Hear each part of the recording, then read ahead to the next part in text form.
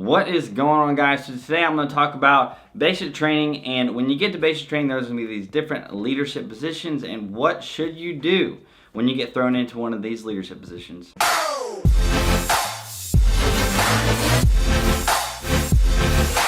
Right, so a lot of your time at basic training is going to be really dependent on who your leaders are at basic. So who are your squad leaders and who is your platoon leader, right? If you have team leaders, you might have team leaders. That would be great. That helps things out a lot, but not every basic training, company or whatever has team leaders for some odd reason.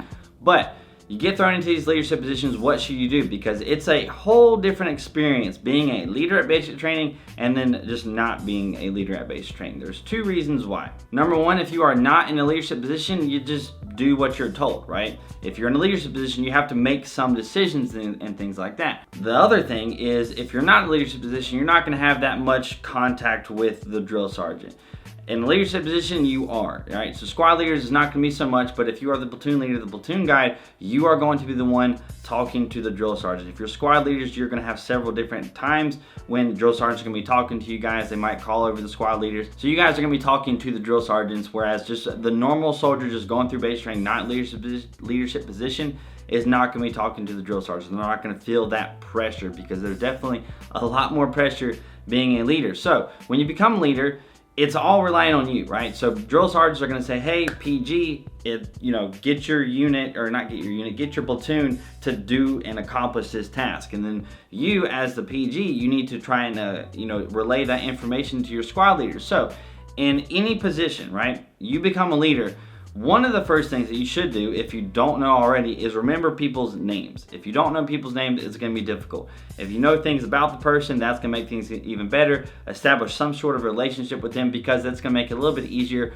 for you to tell them what to do and them actually do it. Because sometimes if you're, sometimes at basic training, there's that type of person who you tell them what to do. You have the authority to tell them what to do at basic training, and they just don't want to do it, or they just say no. So establishing some kind of relationship, at least knowing their name, makes things a lot easier. So that's step number one. Know people's names. Whenever I was at basic training and we first got into our squads and teams and everything, one of the first things that we did when those were first created was get into your teams and actually kind of just sit down with each other and just talk to each other, make sure you know each other's names, because it's going to make everything easier. When your teams function better, your squad function better, and when your squad functions better, then your whole platoon is going to function better. So it's going to make things way easier. The next thing that you need to do as a leader is you need to assign tasks. So if you haven't assigned tasks, if people don't have tasks, if there's not somebody checking lockers, if there's not somebody making sure everybody has weapons, if there's not somebody making sure whatever it is, right? You need to assign tasks, because whenever something goes wrong, right? When something goes wrong, if the bed's not made, if the wall lockers are open, if the shoes aren't correctly aligned, those are very simple examples, but those are actually very huge examples. Somebody needs to be held accountable, right? Somebody needs to be held accountable for things at all times. If nobody's held accountable, that's generally not a good thing. If you can kind of point to one person or two people and be like, hey guys, why didn't y'all get that done? That's a lot easier than just having the whole platoon be screwed over and be like, oh, I told such and such to do this, or no, I told such and such, or whatever.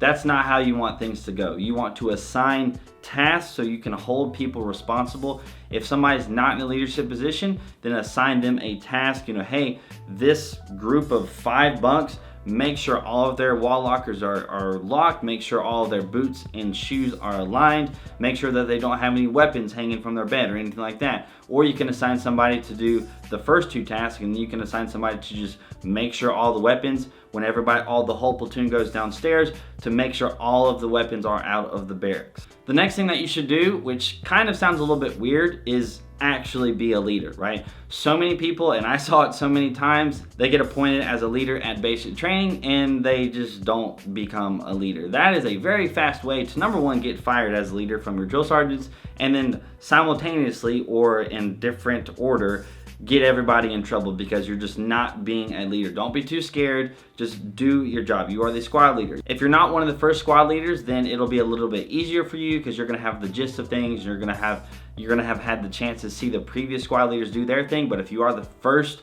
set of squad leaders, or if you're the first PG, it's going to be a little bit more difficult for you. But you just need to do your best.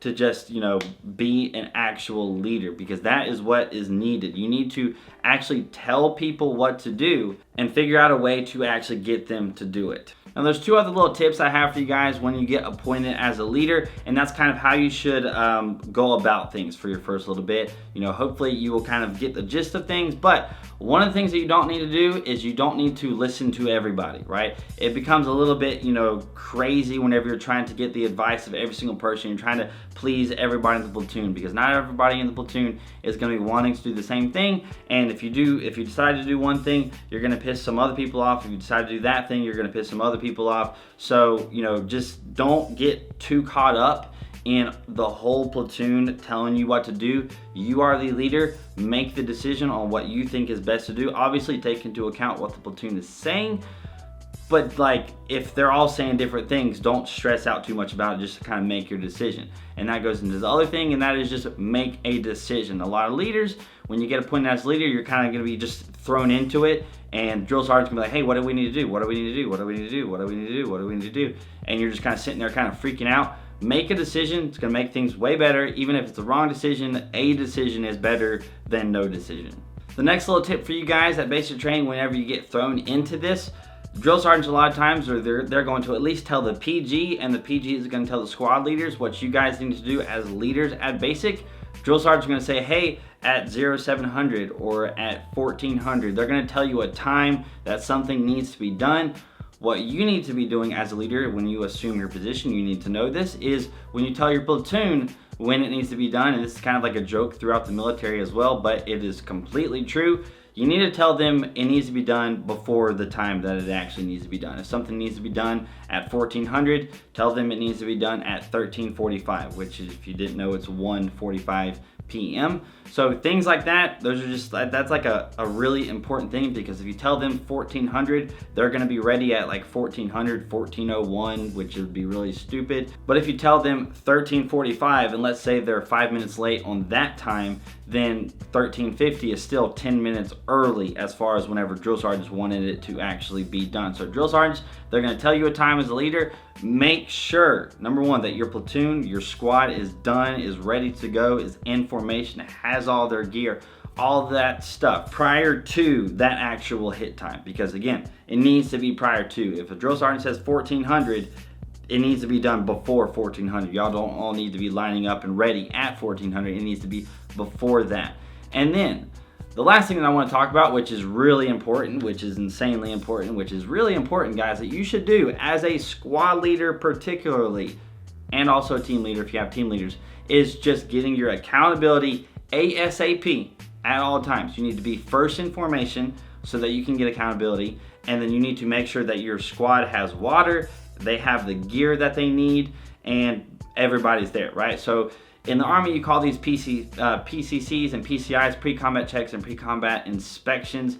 They're basically just checking gear and also checking that people have the gear. So one of them, you check the gear, make sure it's working, and then the pre-combat checks is making sure that your squad or whatever actually has the stuff that you need to do. So it's really simple, but as a squad leader, probably literally like the first thing that you should kind of just start doing as a habit is you get into formation first. And then as people are coming into formation, remembering that this person's here, we're waiting on this person, we're waiting on this person, we're waiting on this person. And then as you're going through, checking the camelbacks, making sure that they have their water. If you need any kind of gear, make sure that they have their gear. Make sure everybody has something to write with. Make sure everybody has something to write on, right? Because that's just really stupid whenever you go into the classroom sometimes with drill sergeants and they want you to pull out something to write with and you don't have anything to write with, and it's just like, what the freak? All right, so those are some of the things that you should really start doing as soon as you become a leader at basic training. I hope this video, honestly, I really hope this video helped you out, because if you do get thrown into a leadership position at basic training, especially at the beginning of basic training, a lot of the smoke sessions, a lot of the times when you're getting in trouble, a lot of that is gonna fall on you. And if you follow these very simple steps, especially the last one I talked about, which is getting accountability of everybody in your squad like every single time, that is gonna save you guys so much of a headache. It's gonna save you guys so much time. It's gonna make things so much easier. So I hope you guys enjoyed this video. If you did, hit that like button, that would be awesome. If you want to check out some more of my videos, hit that subscribe button. that would be even better. Hit that notification bell button if you really want to make my day. It's just like a really easy bell click after you hit the subscribe button, after you hit the like button. Those are all things you can do in any which order that you want to do. I think you can't hit the bell until after you hit subscribe, so you can hit subscribe first and then hit the like and then hit the bell. Whatever order, guys. That is whatever. But follow me on Instagram and Snapchat if you haven't already. I hope you guys have an amazing freaking day, and I will see you later.